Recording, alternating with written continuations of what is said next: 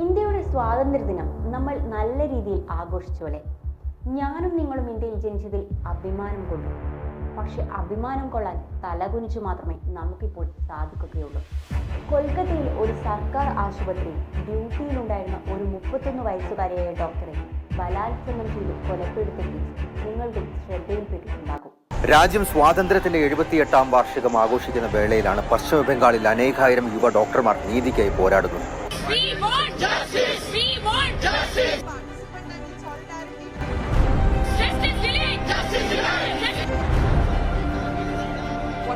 From the Democratic Doctors Forum, we will take this to the world. ഈ കേസിന് നിർണായക തെളിവായത് ഒരു ബ്ലൂടൂത്ത് ഹെഡ്ഫോണാണ്.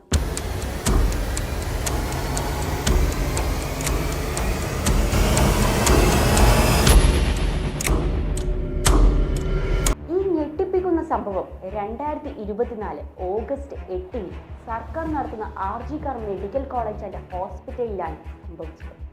നമ്മൾ ഓർക്കേണ്ടതുണ്ട്, ഒരു സർക്കാർ ആശുപത്രിയിലാണ് ഇത്രയും ക്രൂരത സംഭവിച്ചത്. നൈറ്റ് ഡ്യൂട്ടിയിലായിരുന്ന ചെസ്റ്റ് മെഡിസിൻ വിഭാഗത്തിലെ 2ാം വർഷ വിദ്യാർത്ഥിനിയാണ് ഇത്രയും മൃഗീയമായി കൊല്ലപ്പെട്ടത്. നിങ്ങളൊന്ന് ആലോചിച്ചു നോക്കൂ. റോഡിലോ ആളുകളില്ലാത്ത ഏതെങ്കിലും സ്ഥലത്തോ അല്ല, ജീവന് വേണ്ടി ആരോഗ്യത്തിന് വേണ്ടി നമ്മൾ ആശ്രയിക്കുന്ന അത്രയും ആൾക്കാർ കൂടി നിൽക്കുന്ന ഹോസ്പിറ്റലിലാണ് ഇത് സംഭവിച്ചത്. അല്ല, മണിപ്പൂരിലെ വിഷയം നമുക്ക് മുന്നിൽ ഉണ്ടാകുമ്പോൾ നമ്മൾ ഇതിൽ അതിശയിക്കേണ്ടതില്ല. ആക്ച്വലി ഈ സംഭവം നടക്കുന്നത് വിദ്യാർത്ഥി അർദ്ധരാത്രിയോടെ ആശുപത്രി സെമിനാർ ഹാളിൽ സഹപ്രവർത്തകരുമായി ഡിന്നർ കഴിച്ചതിന് ശേഷമാണ്. മറ്റുള്ളവർ പോയപ്പോൾ 36 മണിക്കൂർ നീണ്ടുനിന്ന തൻ്റെ ജോലി ചെയ്ത ശേഷം കുറച്ചു സമയം ഉറങ്ങാൻ സെമിനാർ ഹാളിൽ കിടക്കുന്നു.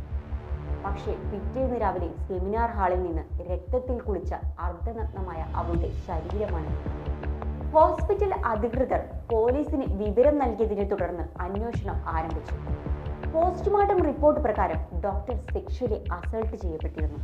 കൊലപാതകം നടന്ന സ്ഥലത്തു നിന്ന് പോലീസ് തെളിവുകൾ ശേഖരിച്ചപ്പോൾ ഒരു ബ്ലൂടൂത്ത് ഹെഡ്ഫോൺ കണ്ടെത്തി.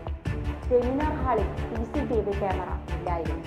അതിനാൽ ആശുപത്രിയിലെ മറ്റ് ക്യാമറകളിലെ ദൃശ്യങ്ങൾ പരിശോധിച്ച പോലീസ് സസ്പെക്ടിന്റെ പട്ടിക തയ്യാറാക്കി. അതിൽ സഞ്ജയ് റോയ് എന്ന ആൾ ഉണ്ടായിരുന്നു.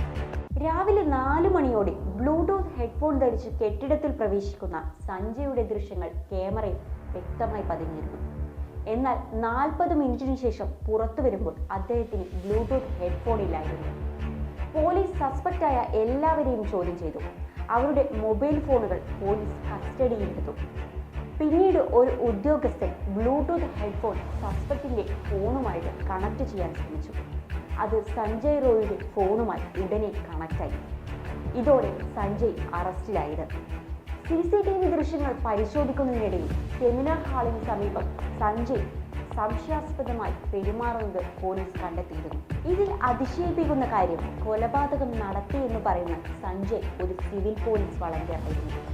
ആശുപത്രിയിലെ താഴ്ന്ന തസ്തികയിലുള്ള പോലീസ് ഉദ്യോഗസ്ഥർ ഹോസ്പിറ്റലൈസ്ഡ് ആയപ്പോൾ സഹായം നൽകുകയായിരുന്നു ഇയാളുടെ ചുമതല. കൊൽക്കത്ത പോലീസ് എന്ന് എഴുതിയ ടീഷർട്ടും ബൈക്കിൽ പോലീസ് ടാഗും കണ്ടെത്തിയിട്ടുണ്ട്. 4 തവണ വിവാഹം ചെയ്ത ആളാണ് സഞ്ജയ്. 3 ഭാര്യമാർ അദ്ദേഹത്തെ ഉപേക്ഷിച്ചു പോയി. 4ാമത്തെ ഭാര്യയ്ക്ക് ക്യാൻസർ ബാധിച്ച് മരണപ്പെട്ടു. ആശുപത്രിയിൽ നിരവധി വിഭാഗങ്ങളിൽ സഞ്ജയ്ക്ക് ഫ്രീ ആക്സസ് ഉണ്ടായിരുന്നു. സഞ്ജയ് കുറ്റം സമ്മതിച്ചതായി പോലീസ് പിന്നീട് അറിയിച്ചു. ഇതുവരെ വളരെ ശരിയാണ്. എന്നാൽ പോസ്റ്റ്മോർട്ടം റിപ്പോർട്ടിൽ ഈ ഡോക്ടർ വിദ്യാർത്ഥിയെ കൊലപ്പെടുത്തിയത് ഒരാൾ മാത്രമല്ല എന്ന് കണ്ടെത്തി. എന്നാൽ ബാക്കിയുള്ള പ്രതികൾ ആരാണ്? All India federation of government doctors അസോസിയേഷന്റെ ഡോക്ടർ സുബർണ ഗോസ്വാമിയുടെ വിശദീകരണ പ്രകാരം വെജിനൽ സ്വാബിൽ നിന്ന് 151 ഗ്രാം സെമൻ കണ്ടെത്തി. ഈ വലിയ അളവിൽ ഈ ക്രൂരത ഒരാൾ മാത്രം ചെയ്തതല്ല, ഒന്നിലധികം പേർ ചെയ്തതാണെന്ന് സൂചിപ്പിക്കുന്നു. ഈ സംഭവം സംസ്ഥാനത്താകെ വലിയ പ്രതിഷേധങ്ങൾക്ക് തുടക്കം കുറിച്ചു. കൊൽക്കത്തയിലെ നിരവധി ആശുപത്രികളിലെ ഡോക്ടർമാരും മെഡിക്കൽ സ്റ്റാഫും സംസ്ഥാനത്തെ സ്ത്രീ സുരക്ഷയെ ചോദ്യം ചെയ്തു. നിരവധി പ്രതിഷേധിക്കുന്ന ഡോക്ടർമാർ ക്യാൻഡിൽ മാർച്ച് നടത്തി, സമരം ചെയ്തു, ഡ്യൂട്ടി ബഹിഷ്കരിച്ചു.